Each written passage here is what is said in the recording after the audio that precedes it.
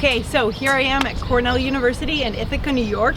Cornell University is actually a Ivy League school like Harvard, Yale, but people haven't heard of the name for some reason. I'm here to interview students to learn more about what it's like to go to an Ivy League school in the US. I just interviewed a couple of guys from the Glee Club and we had a good time interviewing, and I'm just walking around to see who will talk to me today. So again, today I'm here at Ithaca, in Ithaca, New York at Cornell University. Cool. Thanks for listening, guys. What are your names and where are you from originally? Hi, my name is Chris. I'm from Long Island, New York. Awesome. I'm Scott. I'm from Livingston, New Jersey. Livingston, New Jersey. Very cool. So tell me about Cornell. You guys are students here. Yeah. What year are you in? We're both seniors. Seniors. You feeling good? We're about to graduate, so Oh my God. How do you feel about that? Kind of nervous. Yeah. Good. Yeah. I'm ready to get out and do something else. Ready to get out and do something else? Yeah. What'd you guys study? I studied mechanical engineering. Oh, nice. I studied business and health policy. Business and health policy. Okay. And you're working in Cambridge in the fall? Yeah, I will. Right. Okay. And how about you? I'll be here. I'll be doing graduate work. Graduate work. Very cool. Okay. Awesome. So what makes Cornell unique compared to other universities? I think one of my favorite things is the breadth of knowledge and like the breadth of the communities that it offers. Okay. I've been fortunate this year to meet a ton of people who've gotten to work in different areas of campus that I personally wasn't exposed to. Like I've done a lot of singing, and that's kind of been my tunnel the entire time. And there's so many things that people can put themselves into and that people are so passionate about. So cool. It's really inspiring to see all those people working like that. Also, the amount of opportunities that were provided here. A lot of us have traveled abroad to other countries, so we traveled for 3 weeks through Mexico and Guatemala on a concert tour, which was amazing. Yeah. But also, really getting to meet a whole bunch of different people from all over the world and all over the country. With so many different ideas. It's really, really interesting. You don't realize how small your world is until you step outside of it. Absolutely. And experience everything else and all the other cultures. Yeah, no, that's true. That's so important. I love traveling too. I mean, so our listeners here, our audience is from all over the world, and they listen to our show, they listen to us. And where in Guatemala did you go, by the way?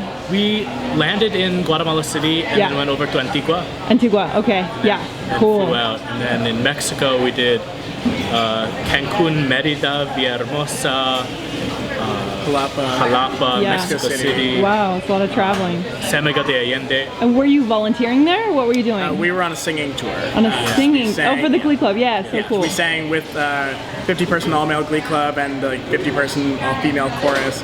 So cool. Did concerts all over the place, visited an orphanage and some schools. Soup kitchen. Awesome. Worked with a lot of students. Yeah, traveling is so good for you, right? For the mind, good for the body, good for the soul.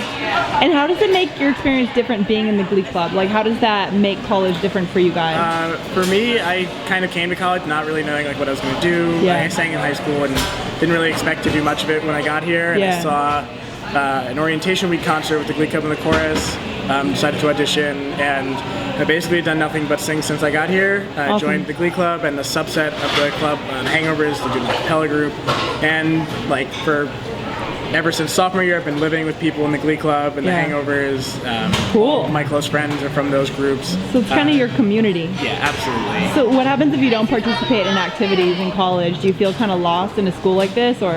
Honestly, I think everyone participates in some sort of activity. There are over 1,000 groups on campus. Oh my gosh. So everyone does something. I do Glee Club. You do Glee Club in the Hangs. I also do concrete canoe.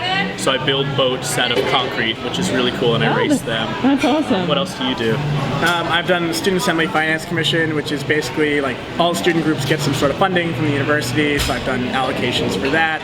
I work specifically on advisory council for all of the a cappella groups. We have like 18 groups or something. Requires a lot of communication, especially during orientation when all the freshmen are coming in. Everyone has something they can do here. And like one of the good things, and like one of the things I saw when I was working on that commission, is that there are new groups popping up every semester. That's so cool. There's so many people who are very industrious here, very outgoing, that if the thing they want to do doesn't exist, they usually create it. I think our freshman year there was a glow sticking club. So they're industrious. I love that word. Yeah, that's very true. So how many students are on campus here? There are around 14,000 undergraduates and 7,000 graduate students. Okay, so about 20,000, 21,000. 21, yeah. So it's a large school. It's huge. Large school and huge campus, though. We're 750 acres of academic building. Yeah. And about 2,000 acres of like farms and like plantations and stuff to walk around and explore nature.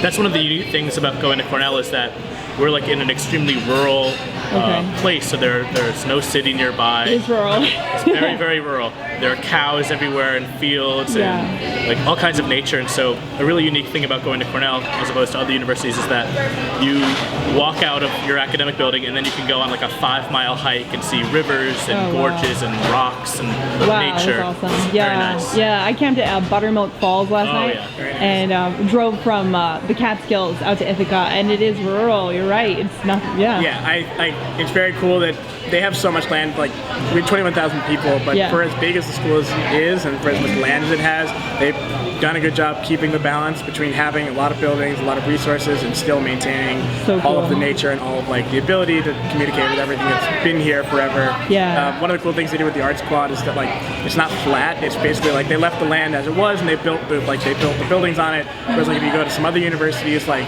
they paved out the entire thing. Like it's very pristine and like manufactured. It doesn't look like what it looked like it's originally. Very natural and raw. It's a preservation thing. Yeah, absolutely. It's teaching the students some nice skills as well. I would imagine there's a club for that too. I'm sure. There are several.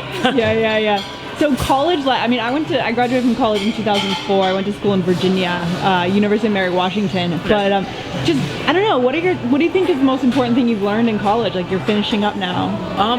Honestly, just like how to live on your own and be your own person. Okay. Because I don't know how it is in a lot of other countries, but in America, it's very common for whenever you're about to leave for college, you hop in a car or in a bus and you drive off, and your parents drop you off on the doorstep and say, "See you later." That's right. And then you're left basically on your own for the next 4 years of your life. I mean, home is always a phone call away, but you have to become an individual. And college, I think, really just forces you to figure out who you are and what you like to do and what you don't like to do and what you want to do. I think that's probably the most important thing about college. That's the most important thing. Yeah, I think that's a big difference between this country and other countries. I know in other countries people might live at home and go to school in their state university or their city university. Yeah. I mean, do you feel the same way? Do you feel that that's the most important thing? Yeah, I feel it's important. I think like finding that group of people that you like who support each other. Like the same things, who go through a lot of the same experiences. Like I felt like we have that community with the Glee Club and the chorus, where like these are people that I'm going to make sure I stay friends with. Like we're all going different places next year, but like those connections are really important to like maintain. It's not as easy like with high school friends. Like you have a hometown, you all kind of live in the same place. Sure. All of us like kind of came here 4 years. They were all leaving. Yeah. I hope you guys can stay close. We actually like we went on a trip last weekend with a bunch of our friends. Some graduated. Where'd you go? The Catskills, actually. The Catskills? Yeah. Oh, cool. So beautiful there. And just like maintaining that, like we have some sort of like tradition of just like getting together every once in a while and like making sure we kind of don't lose all those friendships. I love that. We're calling it family vacation.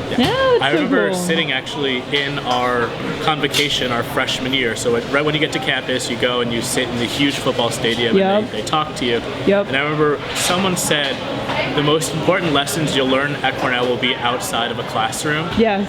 And I think that's extremely true. Most of the valuable lessons I've learned are not like your math classes, your science classes, but how to get along with a group of people and how to communicate effectively and efficiently. No, that's huge. That's really important. Yeah, I love that. I think that's one of the things I learned in college too. But now one question. So the price of universities now in the U.S. crazy, right? Like how much, if you guys don't mind talking about it, I mean, how much is Cornell per year now? So it's about $60,000 a year. That's with that's tuition, another room and board, and your meal plan.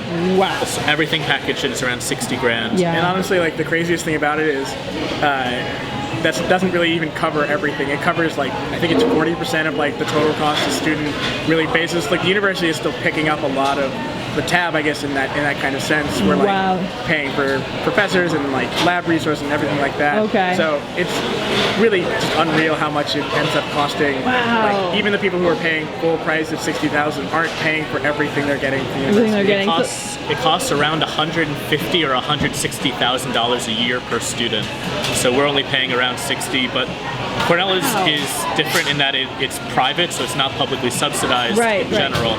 A lot of the state universities are a lot cheaper, but Cornell is also just a massive research university, which is very, very expensive to upkeep. So. But it's also really, I mean, this is an Ivy League school, isn't it? Yeah, it is. It's very, it's on the same level as Harvard and Yale, and I think a lot of my listeners actually may not know about Cornell the way they know it for some reason. It doesn't quite have the name recognition. It's also quite a bit younger than most of them. We just celebrated our 150th. Harvard's like almost. Oh, Harvard's so old. 1628 or something. Almost 400 years old. Yeah. So that's part of it too. Yeah, but like you have that sometimes when you leave Cornell, where like it's like the easy Ivy to get into or whatever, and like people who go here know that that's not true. I don't know. Not true. Cornell. I have a friend from high school who went to Cornell, and she was one of the top in our class. I mean, she was very smart. Cornell is different from the other Ivies in that, like, the other Ivies are, in case you don't know, that's Yale, Princeton, Harvard, Dartmouth, Brown, Columbia, what am I missing? UPenn, University of Pennsylvania, and Cornell. And the reason that Cornell really isn't well known is because we don't have any presidents or U.S. presidents. We have some actually foreign presidents, but not U.S. presidents. And it's also, it doesn't pride itself on becoming like the leader of like political organizations or CEOs. It really caters to being like an egalitarian for everyone service people. So it's producing a lot of people that are going into like public service or becoming engineers or becoming, what are you doing again? Public health. Public health. Yeah. So really helping the community. We call ourselves, we're egalitarian but not elite. I like that. It's fitting, I think. Yeah, it's different from most Ivies. I like that though. Yeah, I mean, we're not full of ourselves. We're we're the humble Ivy. I like that. Very cool. And so even though Cornell is picking up more of the tab, do you still feel like it's worth the money for you individually? Is it worth it? It's hard to say. I don't necessarily I'm not really picking up the tab on it. But I remembered like I got my job offer, and it was just, like very weird to be like thinking of like myself as like this $60,000 a year hole for my parents to now like making money. It's like it's totally an investment. It's hard to say like whether like the big college experience that's worth $60,000 is better than the small college experience that's $10,000. I probably believe that it's more important that you work hard, that you like make connections, that like going to this school does not make you successful. Like you can be successful at, like successful people can be successful anywhere. For sure. Yeah, I think the value of a Cornell education is, I think, honestly worth the amount of money, because the toit, I guess, that Cornell had, or the name really is very important in America, at least. Where you went to college. It's definitely important to have the name. I think like 8 or 9 people at my company next year are starting from Cornell, graduating seniors, so they definitely have an affinity for the school. And like my oldest brother like got a job and basically was like, I wouldn't have even gotten interviewed if Cornell wasn't. Did he go to Cornell too? Yeah, he was Mechie actually, graduated 5 years ago. Oh, awesome. But like his job, like especially now that he's there, is like they wouldn't have even looked at my resume if it didn't have Cornell on it. Okay, sure, so, like, that makes sense. Okay. As much as it's like silly to say you're paying for the name, like in a lot of respects, like it makes a difference, especially on the first job. Probably beyond that, it means less, but I think during the financial crisis, actually, the applications to Cornell actually went up. Really? Yeah, they continued to rise, regardless of the financial crisis, because the value of higher education became very, very real during the financial crisis. Because when people started hiring fewer people, they were like, all right, it's really important to have the name on your resume. Interesting. Yeah, very cool. All right, well, we can wrap it up with that. Well, I want to thank you guys for sitting down and chatting with me today. This is really cool for our audio listeners, and they'd like to know more about universities in the U.S. and college life, and now I think we've gotten a good sense of what it's like to go to Cornell. Congratulations, guys, on graduation day. Thank you.